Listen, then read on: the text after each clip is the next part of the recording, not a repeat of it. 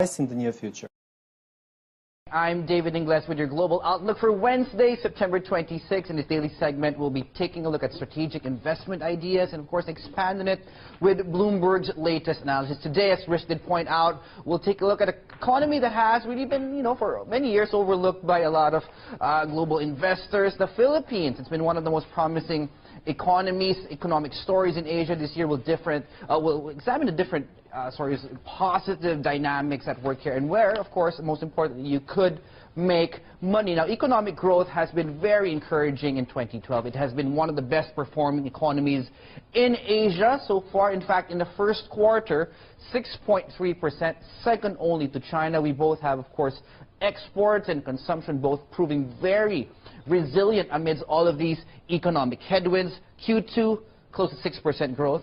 Not shabby here, as you can see. Now, a lot of praise, as Rich did also allude to earlier, has been directed at the current leadership under President Benigno Aquino, his efforts at fighting corruption, shoring up the country's finances, and of course boosting the country's profile among the global investment community. Now, take a look at what ANZ and how they put it.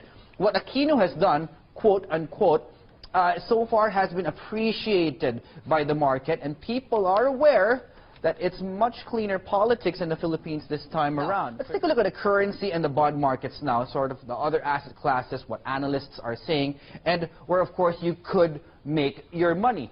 The peso, for example, one of, Asia's best performing currency this year, and at this point, the only one in emerging market Asia where forecasters have, in fact, become more bullish on. Now, the median estimate is for a further 0.2% advance on top of the 4.5% gain so far year-to-date since January that we have seen, 41.85. In fact, the most optimistic of forecasts put this at 4.2% appreciation by December. Asking at this point, what is helping support the currency? Well, for one, it's the remittances rising 5.5%.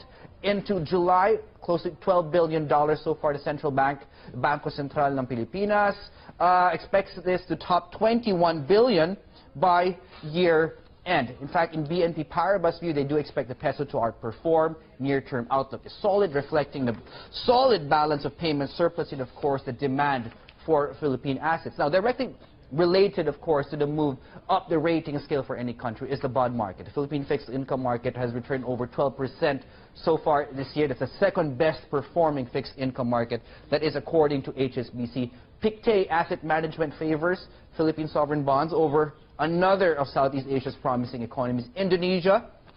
They say, quote unquote, Philippine remittances and fiscal, the position of the country remain very strong. The Philippines travels at a slightly more positive pace than Indonesia. Not a bad comparison there as well. So this one, economy, of course, definitely worth watching over the medium to longer term. And that is your Global Outlook for today. I'm David Ingles.